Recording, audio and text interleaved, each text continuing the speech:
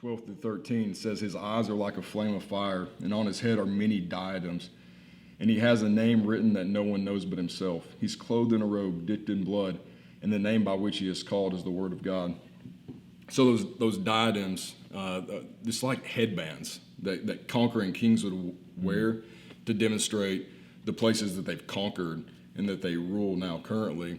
And so this picture that Jesus has many diadems on his head, like he's saying all authority belongs to him. Like there isn't a place that he hasn't conquered.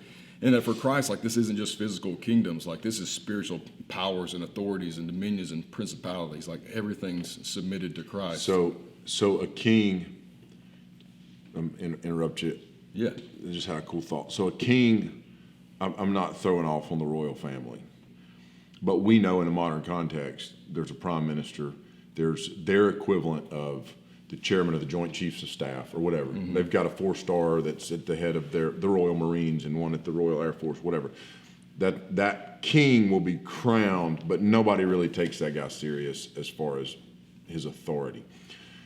But in ancient stories that we love, there is this idea, we've seen it in movies and stories play out, where I think of the king taking the crown away from the king he's just conquered. So what you're saying is this idea of the diadems, and then I've got the CSB, which says crowns. Many crowns were on his head, and in the footnote it says diadems.